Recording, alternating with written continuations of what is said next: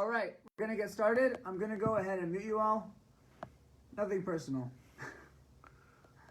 Oh wait, sorry. All right, so welcome everybody to Judaism at Home, the first class of this course, and the first class I ever gave. It's a big deal. Thank you all for being here. So obviously we are having this class over Zoom, not in person, which is not ideal, and there's not really much about this time that we find ourselves in that is ideal. But one thing that is mentioned that's unique to Judaism is that Judaism focuses not exclusively on the place of worship, on the shul, or on the place of shul is called a beis knesses in Hebrew, a place of gathering where all the community congregates together and sort of gathers. That's a very big part of it, but that's not the main thing. All throughout halacha, throughout Jewish literature, one of the main edifices in Jewish life is the home.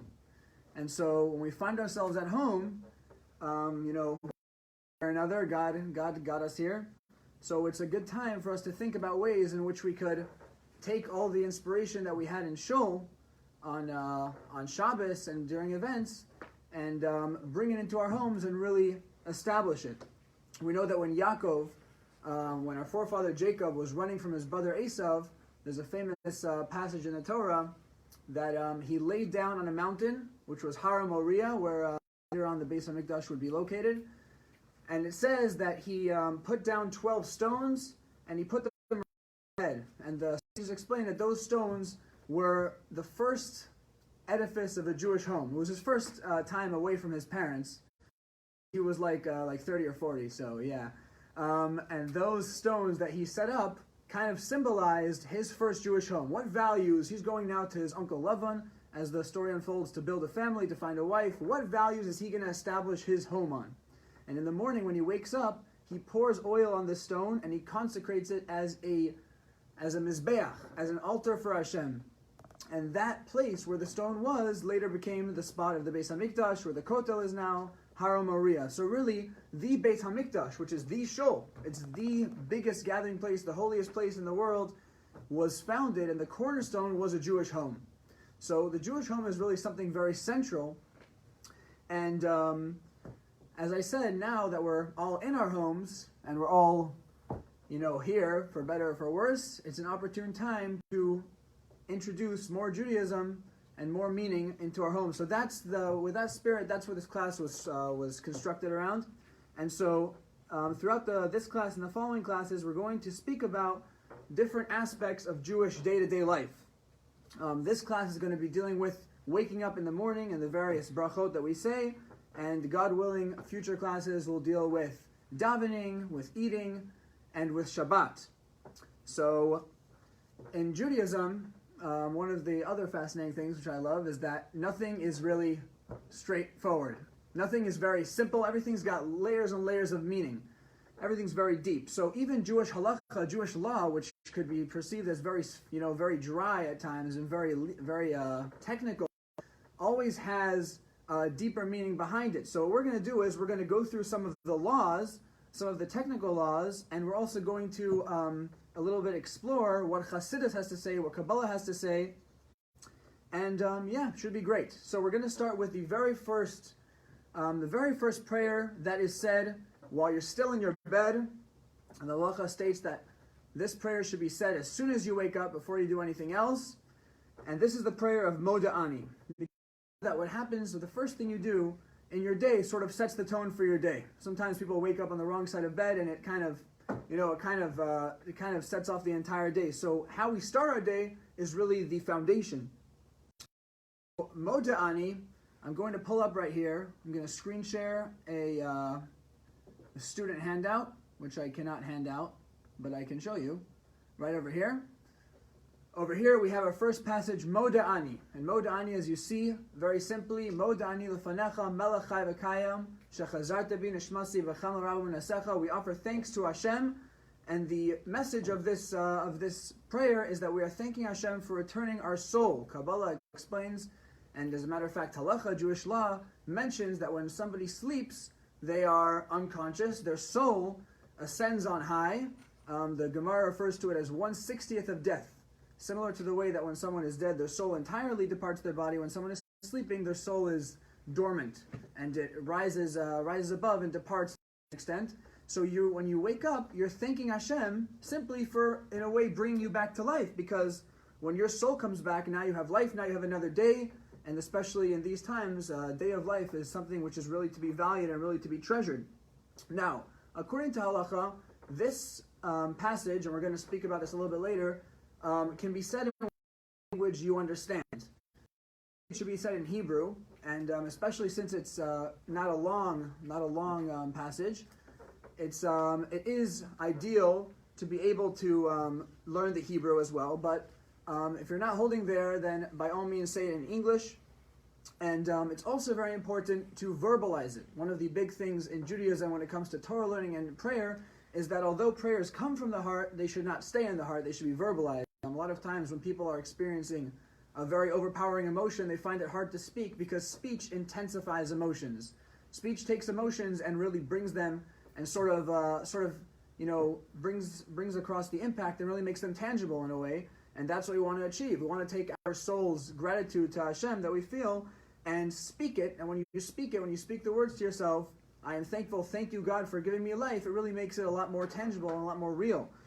And also, the Hasidic tradition is to take your hands just like this, put the fingers together, and put bow your head slightly downwards.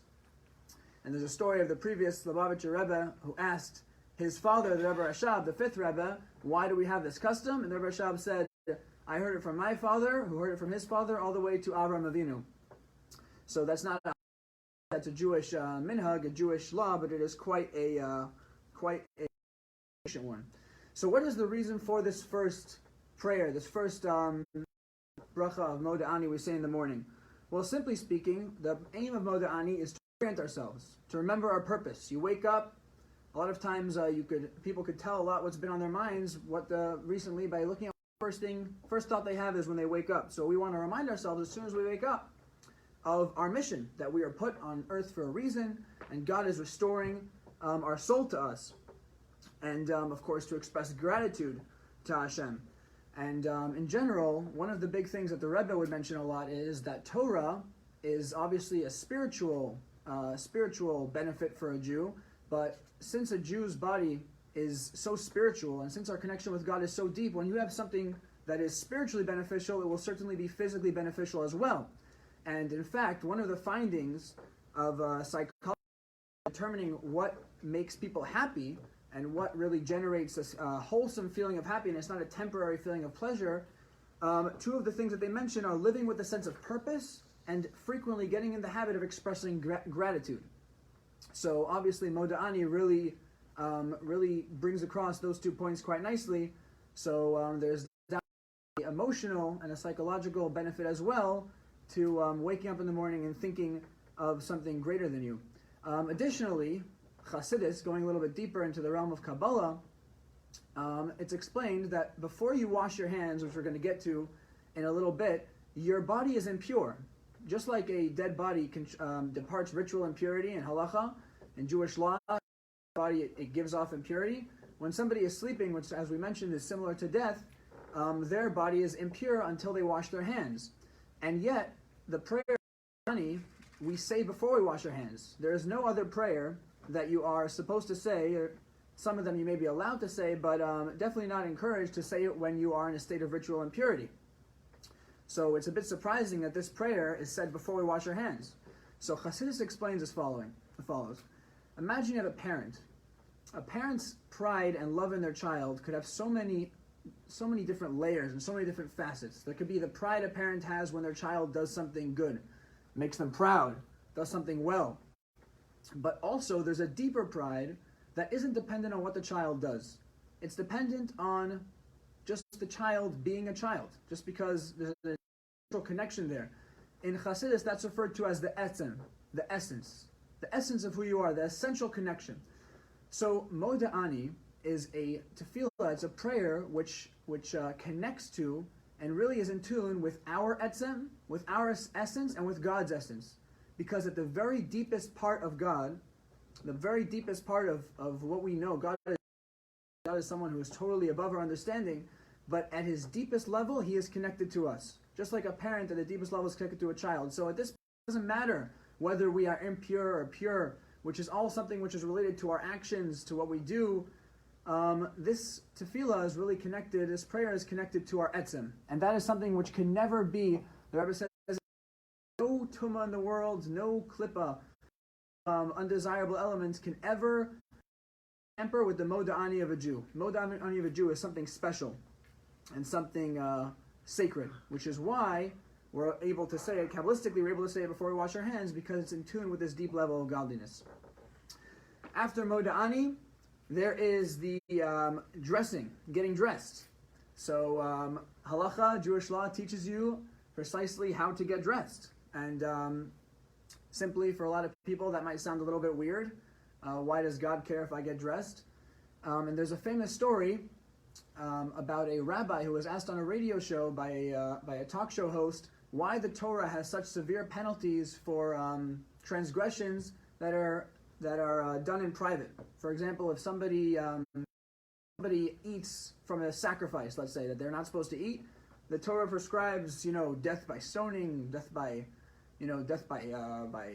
burning. It's pretty severe stuff. And the talk show host asked this rabbi, "What did I do wrong? Why do you care? Why is the Torah so worked up about it?"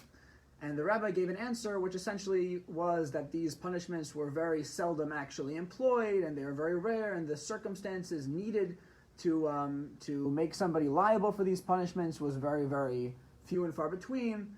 But later at a Farbrengen, the Rebbe had heard this, and the Rebbe addressed it, and the Rebbe said an answer he could have given.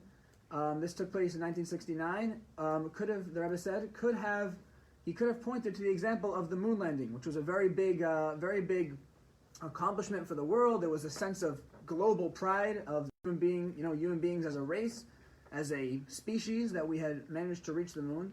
And the Rebbe said, imagine if one of the astronauts on this moon journey, sitting there on the launching pad, had decided he wanted to smoke a cigarette. So he goes there, he climbs out of the rocket, amongst all the flammable rocket fuel and whatever else is going on there, and he starts smoking a cigarette.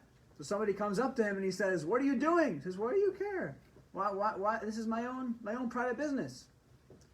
Obviously, that's not true. Why? Because the astronauts, when you take into account the broader picture, this astronaut is literally a representative of the entire human species in an endeavor which took millions of dollars and thousands of people and who knows how many hours to do. If you're standing here and you're doing this one action, you're right. It might seem like an action which is, your business, but if you're jeopardizing great consequence, then it is something which is not excusable. So similarly, if that human beings have a mission, and we are put on this earth for a reason, to introduce godliness into a very dark world, then every action we take has a lot of significance. So it might be happening in our own room and nobody else is witnessing, but we have to take into account the fact that God has entrusted in us a lot of responsibility and a lot of trust. And so when we follow the dictates of God, when it comes to such things as getting dressed and how we conduct ourselves in our house, we are inviting God into our homes. So, some of the halachas, some of the practical laws of getting dressed, exercise modesty. To get dressed either under a blanket when it comes to revealing parts of the body which are not normally revealed, or in a restroom, and also just to be dressed when you're walking around your house, which is no longer such a given nowadays. I recently just saw that there was a reporter he had dressed up for a long distance broadcast, but he hadn't completed the process and the camera got the angle. Either way, so had he followed these halachas, he would have been fine. Another thing is that when you're getting dressed, and similarly when you do other things such as washing yourselves, halacha says that you should do your right before your left. In all things you should preface the right to the left. And this calls back to the times of the Holy Temple when sacrifices were offered, and the Kohanim, in the Holy Temple, who were representatives of the entire Jewish nation, offering sacrifices, etc., would always proceed the right to the left when it came to walking around the altar or when it came to washing their hands. And Kabbalistically, the reason for this is because for us, every time God relates to us, ultimately it's good. The question is it going to be revealed good or is it going to be hidden good? In Kabbalah, these are referred to as chesed, God's aspect of kindness, of giving, and gvura. And these two aspects, gvura means severity, holding back, concealing. These two aspects, although they both come from God, can be perceived. And of course, we would rather God relate to us through chesed, through kindness, through revealed good. And it's explained in Kabbalah that the human being, since we are made in the image of God, which we'll speak about a little bit later, the shape of our bodies reflects God's attributes, reflects God's the different ways God relates to us. And our right side is said to be connected with chesed, with kindness, with giving, and our left side with gvura, with severity. So by preferring our right to our left, God has given us the power to influence in which way He relates to us by exhibiting that in our actions. Additionally, one of the things that halacha mentions should be part of a Jew's daily routine is to wash your face. Nowadays, with the notable exception of certain college dormitories, I guess, washing your face is pretty much widespread. But back in the day when they didn't have indoor plumbing, it was a lot more rare. So pretty much only Jews who followed halacha were people who would wash their face regularly. And the reason for it is because, again, human beings are made b'tselem Elokim. We're made in the image of God. And it wouldn't be fitting for a image of a king to be defaced or to be unclean, to be unpresentable, etc. So by treating our bodies with dignity and respect, we are also respecting our God and we're respecting our mission. Already, the dressing is done in the morning. There is the netilah, washing of the hands. The washing of the hands really is supposed to be done as soon as you wake up, which we're speaking about now, but also before you pray. Even if you've been up for a while, the custom is to wash your hands, also after using the restroom. And you wash your hands in the following manner, as we see up here.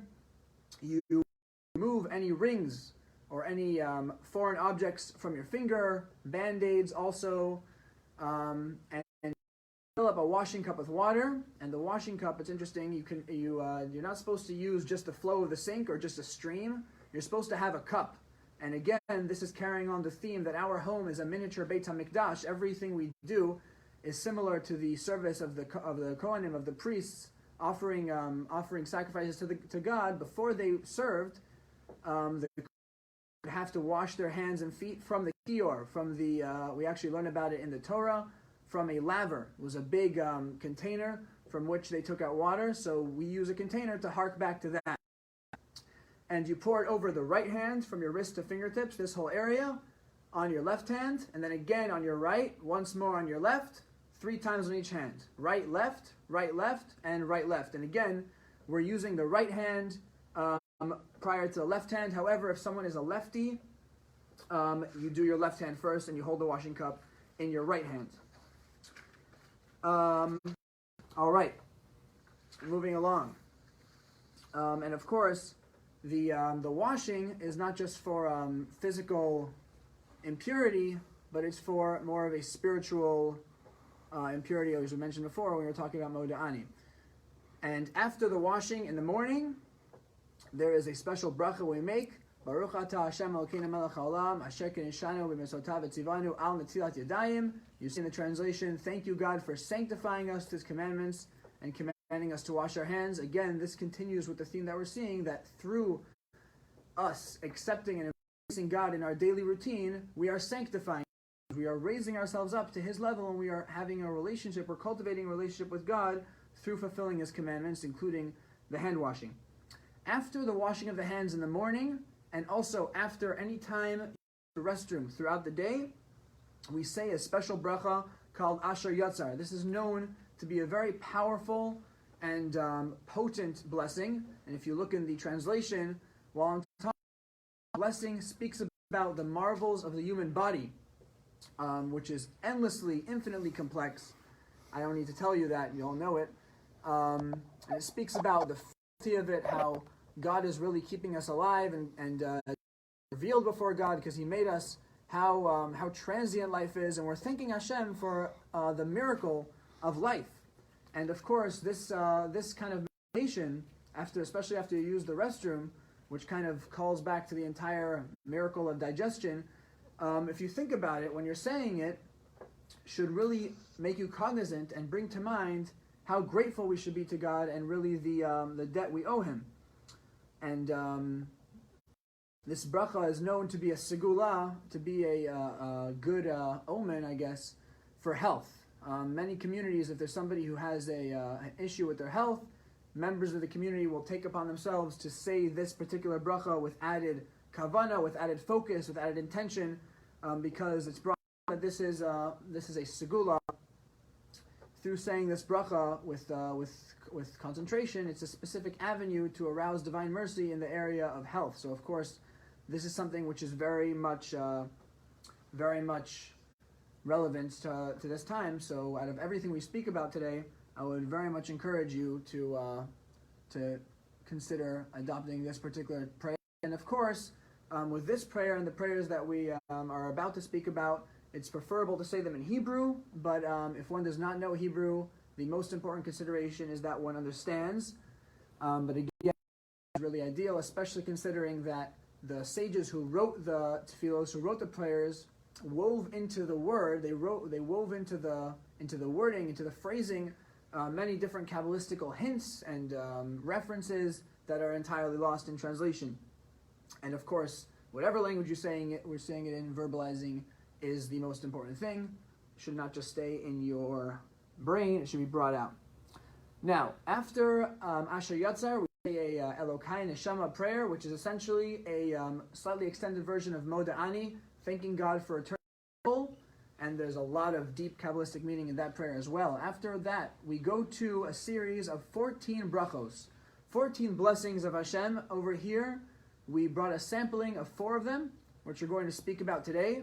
There are 14, and they go through the morning routine of a Jew and thank God for each individual thing. It's when someone's being grateful for something, one of the ways you can see that someone is really grateful is if they are grateful for each detail, similar to what we have in Dayenu. In the Seder, we say Dayenu. For those who look in the translation of the Haggadah, we're breaking down the story of Exodus to every single individual detail. If God would have taken us out of Egypt but not given us their wealth, etc., and we're trying to make ourselves as possible to all the good things that God does. Thank you, John. And to each individual detail. So, the first bracha, as you see over here, is Hanosein lasachvi vina lavchim ben yom v'leila, who gives wisdom to the rooster to distinguish between day and night. In the olden days, they didn't have alarm clocks, and so their alarm clocks were roosters who crow at the break of day. I believe there's been a scientific study that shows that even if they are deprived of sunlight, they naturally know when the day and night is. So back then, there was no snooze button really. You either woke up at the crack or slept in. So this bracha, this blessing, is thanking Hashem for giving the rooster the wherewithal to tell between night and day, and it's also in general a blessing thanking Hashem for all the wonders within the animal kingdom, which is very, very fascinating. But on a deeper level, it's explained that sechvi, which is Aramaic, I believe, for chicken, can also mean a heart. It's another translation of it is the human heart. So the bracha would read as follows: who gives my heart understanding to distinguish between day and night. Oftentimes, as we go about our day, there are things which are ambiguous, which we may not be sure, or may not know what the right choice to make is. It's always easy to choose right when you know what's right and what's wrong, but when you have a gray area, that becomes a little more complicated. So on a deeper level, when we thank Hashem, we're thanking Him and asking Him as we go forward throughout our day, at the very beginning of our day, to give us wisdom, to give us the understanding and the confidence to know what's right and wrong, to know the difference between Yom and Laila, between darkness and light, between something which is appropriate and something which should be pushed away. And again, saying this bracha in the morning gives us the clarity to distinguish between those. Next, the next bracha is the bracha of Pokeach Ivrim, which means thank you, God, who opens the eyes of So simply, this is referring to the fact that when we sleep, our eyes are closed, and when we wake up, our eyes are opened. Now we're thanking God for the miracle of sight. I have a quote here from Charles Darwin that he said that the prospect that natural selection could produce such a complicated organ, and I quote, seems, I freely confess, absurd in the highest possible degree, which I believe is fancy English for saying is pretty crazy. So it's very easy to take sight for granted. And Helen Keller once said that she spoke to a friend of hers. Helen Keller was, of course, a woman who was both blind and deaf. She spoke to a friend of hers who had just recently gone on a walk in the woods, and she asked her, "What did you see?" And the friend said, "Oh, nothing." So she said, "I have long since convinced myself that the seeing sees so little." So our sense of sight is something that we should not take for granted, and we thank God for our sense of sight. And in a way, these brachot that we're going to go loosely follow the order of getting up. When you get up, first you are awoken, then your eyes open, and the brachos we're going to see in a minute speak about various other, just on a practical level, the process of getting up stage by stage. But a deeper level of this, meaning of this blessing of Okeach Ivrim is that in general, we say in Hallel, we say in Hallel, which we say in Rosh Chodesh, and it's in the Tehillim. It comes from the Book of Psalms. That idols, and in general, the side, it's called in Kabbalah the Sitra Achra, the side of impurity, the forces of evil are called blind. Just like an idol, people idols, it was a stone statue which couldn't see.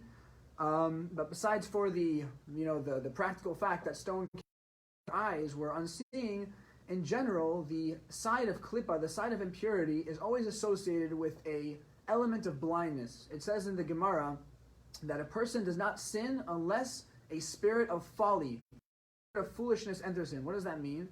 It means that if somebody would take into account the big picture, take into account their mission, where they are coming from, where they're going, or on a more practical level, if it's a sin which is more immediately damaging in a physical or emotional level, if they would take into account the big detriment they're bringing to themselves by doing this sin. So why does anyone sin? The Talmud tells us a ruach shtus, a spirit of impurity, of short-sightedness, of blindness. Any bad, any poor decisions come about and they thrive. A bad attitude and a bad mindset really thrives in the absence of knowledge, in the absence of enlightenment, the absence of having a wide view of the world and your mission in it. So we are thanking Hashem and asking Him further for thanking Him for opening our eyes and asking Him that in the future we should have open eyes so that our choices should not be clouded by physical or spiritual blindness, but we should have the straight sight to choose what is the correct thing to do. Moving on to the next bracha, Matir Asurim, means thank you, God, who releases the bound. And following the order of waking up in the morning, this is thanking God for allowing us to move our limbs. When the body is sleeping, obviously, the limbs are loose, the limbs are not moving. And when we wake up, we move our limbs, we are regaining sort of the ability to move our limbs, which were previously tied up and previously bound. And that is what we are thanking God for on a simple level. But on a deeper level, this bracha is actually talking to a point which is a lot more profound. We know, and Chassidus explains in short, that each of us have two parts to us. We have our soul, our godly soul, which is a part of God. It's aware of God, is cognizant of the holiness in all the mitzvos we do. It sees the world through godly eyes. It sees only godliness.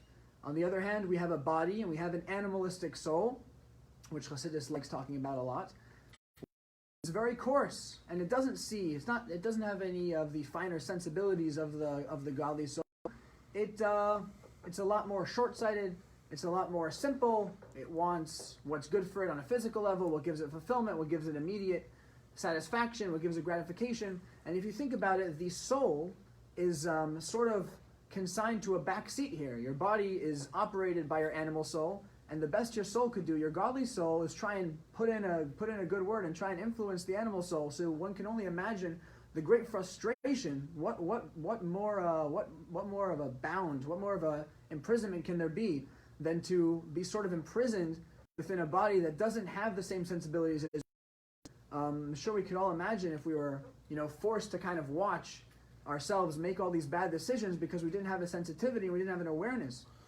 But once in a while, we have a moment in which we have an inspiration, and our godly soul and our animal souls are sort of in sync. They both become aware, and they both become in tune to the beauty of Torah, to how deep it can be.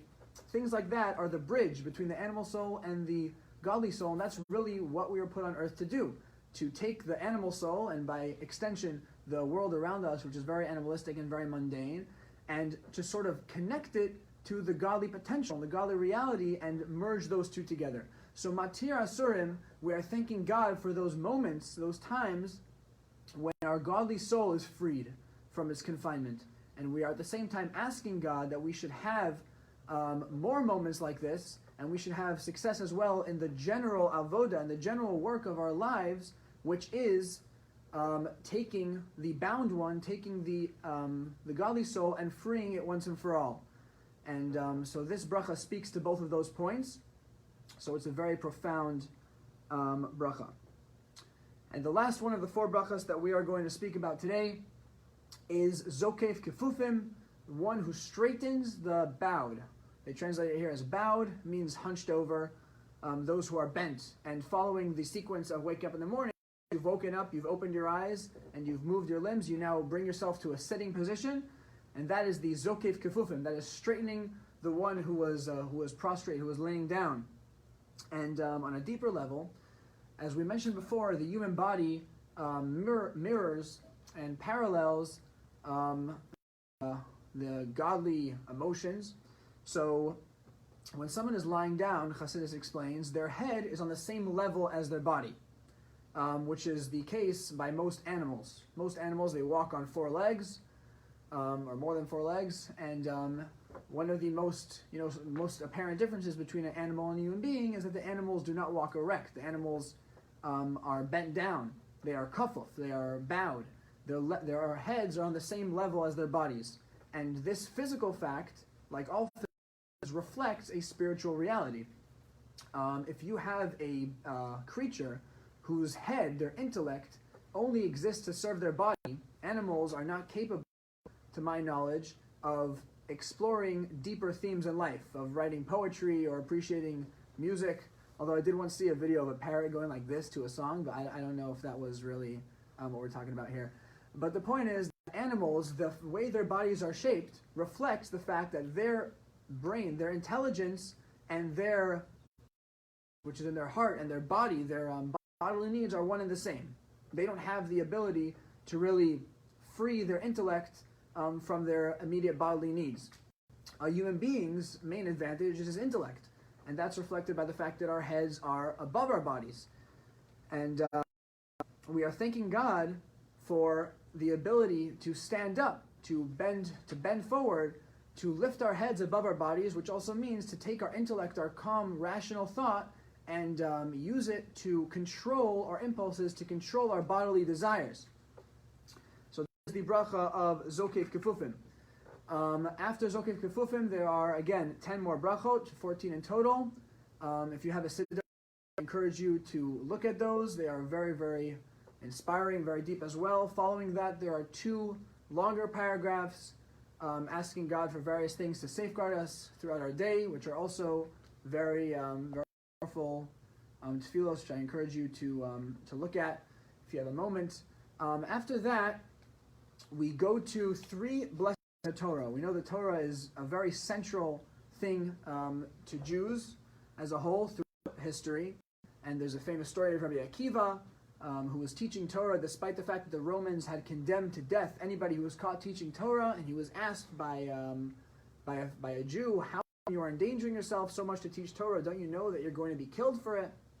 And Rabbi Akiva gave a famous analogy to fish that are swimming around in the ocean, and they are constantly in peril from fishermen and their nets looking to capture them. And a fox comes up to the ocean and goes to the fish and say, why are you in the ocean where you're so targeted, you're so hunted? Come with me to my cave and I'll keep you secret and safe. And the fish laugh at the fox and they say, you are supposed to be the most cunning, of the smartest of all the animals. Don't you know that if we would leave the water for even an instant, our life would be over? The water is our source of sustenance, is our source of life. So we'd rather stay in here, even though we may be undergoing whatever dangers there are, because to leave the water is certain death. And this has really stayed with the Jews throughout history. Learning and scholarship have been a very big part of Jewish tradition, Jewish practice. And following the analogy of water, just like water, you can't drink it once a month and then you're good for the month. You have to constantly drink water. A Jew is constantly learning and constantly growing, which is why we make no less than 3 different brachot, 3 different blessings, thanking God for the Torah. The first of the blessings, which you see over here on the top, is Asher Kishanu Mitzvosav, who's made us holy with His commandments, V'tzivanu al divrei Torah, on the words of Torah. And again, it's interesting to note that it calls Torah divrei Torah, the word, spoken words, because Torah is something which is meant to be spoken, and besides for when we simply say spoken, we mean speaking it, but it also refers to the fact that Torah is something we make tangible. It doesn't stay in the realm of the theoretical, but it's something we live with. In the next bracha, which is a longer one, we say, if you look in the translation, make the teachings of your Torah pleasant in our mouths. A lot of times we can have something we know is good for us, but we don't feel it. We don't feel a connection. We don't feel, enriched by it necessarily. And it's if the Torah is something which we don't feel a connection to, that's really a great tragedy, because Torah really has so many beautiful things to give us. And when you don't connect with something, when you don't feel like a deep, like you're in sync with it, then it's harder to access what it has to give you. So we're asking Hashem 2 things. In the beginning of the paragraph, you'll see that we're asking Hashem, v'harevna. Harev is a Hebrew word, erev. It means sweeten, which would be sweet. Make it sweet in our mouths. It's just like when a kid enjoys something sweet, or an adult also, they can enjoy something sweet. They enjoy the experience of it. We're asking that Torah should be something that we relish, something that we enjoy. And also, continuing on in the paragraph, we ask that our children should also have this same sweetness and this same geschmack, this same pleasure in Torah, which of course has been a very, very powerful concern for Jewish parents throughout the generations, that their children should follow in their ways, not just in Jewish practice, but in living and enjoying Judaism. And this is definitely something which is important to ask Hashem for when we get in the morning. And the last bracha, which might be familiar, is the same bracha as we make on the Torah. The bracha we make, the blessing we make before we are called up to the Torah. Asher bachar banu mikol ha'amim. He has chosen us from all the nations. About Torah, obviously non-Jews can and do learn Torah, but the Jews have a special connection to the Torah, and it really allows us to access our full potential. So we're thanking God simply for the fact that He chose us. There's so many nations, and God chose us of His own free will out of everybody else, and for this we are grateful, and for this we express our gratitude with the bracha of Nosei HaTorah. Now, after reading these 3 brachas in the Torah, Judaism believes, as we always say, in action, so we implement immediately these things that we've been learning about. We implement the Torah, and we read 2 passages of Torah. The Torah in general is split up into the written Torah, which is a Torah that was given to Moses at Sinai and was written down, and the oral Torah, which was also given to Moses at Sinai, but it was passed down by word of mouth. For many thousands of years, it was not allowed to be written. The entire Torah, that is not the Chumash, that is not the actual 5 books of Moses, was passed down through thousands and hundreds of thousands of students who heard it from their teachers and then passed it on to their students, which is why it's called the Ora Torah, Torah Sheba'al Peh. So, to kind of give a cross-section of Torah, we say a section from the written Torah, a section from the oral Torah. The section from the written Torah is the priestly blessing, Yivarecha Hashem v'yishmerecha, may Hashem guard you, and bless you, which we hear Alan and Josh saying on the holidays. And the oral Torah is a very interesting section from the Mishnah. The Mishnah was the first time that oral Torah was written down. Rabbeinu HaKadosh, who was a very leader of the Jews, realized that people's memories were starting to falter because of the very difficult situations they found themselves in, being persecuted, and he realized it was no longer possible to transmit the oral Torah orally. So he wrote it down in the Mishnah, and this is a section from that work, and it speaks about various mitzvot and the rewards you get from them. If you look in the English over here, it says that there are some commandments which no measure is prescribed. In other words, you could give as much as you want, and God will always reward you. And it speaks about different mitzvot that you enjoy the benefits from them in this world and in the next world, honoring your father, etc., visiting the sick. And very interestingly, on the end of the prayer, and on this we're going to conclude, it says, "V'talmud Torah keneged kul." The study of Torah is equivalent to them all, which seems to be a very simple statement, but it's explained. Why is Talmud Torah? Why is learning to all the mitzvot, to every single one? There's 613 mitzvot, and there's one Torah. So why does the Torah outweigh all of those? So it's explained, Gadol Talmud Shemei V'Lidei Maisa. The Torah is equivalent to all of them. Why? Because it gives you the wherewithal and the information you need on a very simple level to implement and to do the mitzvot. So in a way, when we say Talmud Torah Keneged Kulam, what we're transmitting is that Torah, the advantage because it leads to practical action, is because it leads to the mitzvot. So we sort of finish off our daily bracha with a call to action, to take everything and to implement it into our lives, into our daily routine. So this is a very fitting way to end off our class today.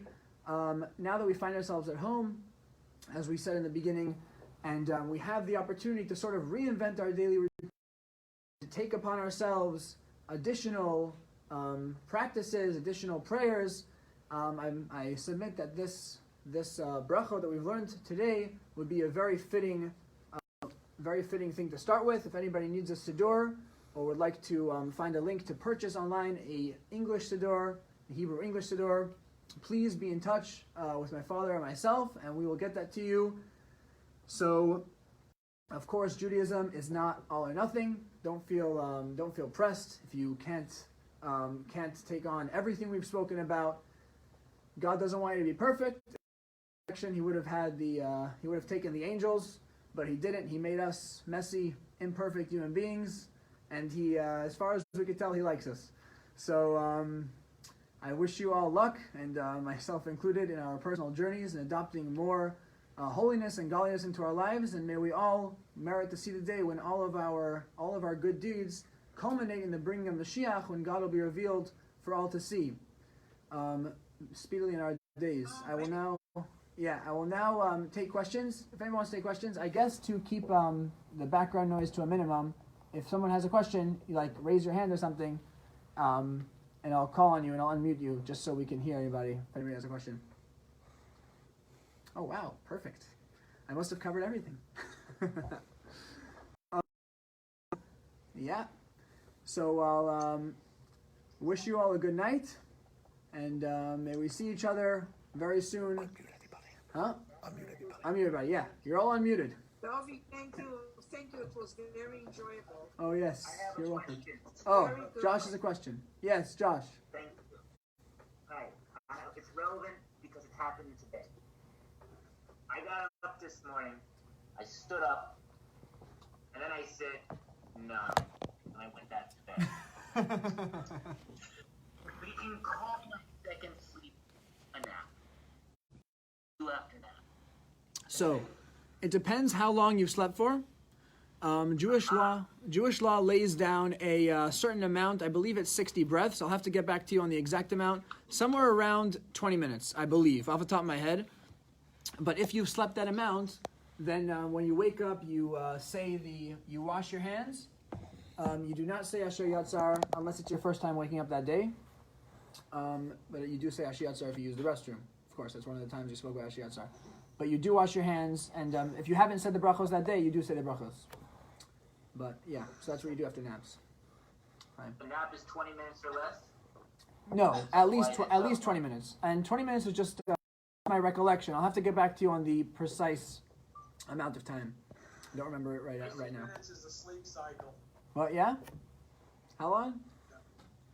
20 minutes is a sleep cycle. Oh, there you go. Science caught on to Torah. How do I know that? Because when I take a nap, it's in 20-minute increments. Oh, really? He's a napaholic. Oh, yeah. Takes a nap, it's 20 minutes. He knows how to net. Yeah, yeah. Happy Israeli independent. Yes. Thank you, Dovi. Yes, thank you all for coming. Fantastic. And I'll see you next week, God willing. Yes. God willing. Thank you, David. It was excellent. Very interesting. Yes, thank you, thank you. I should cut off. You're strong, David. Yes, thank you all for coming. Yeah, no worries. No, my pleasure. See you next time. All right, yes. Next week, same time, same place. Thank you, son. All right, Kol Tov, everybody.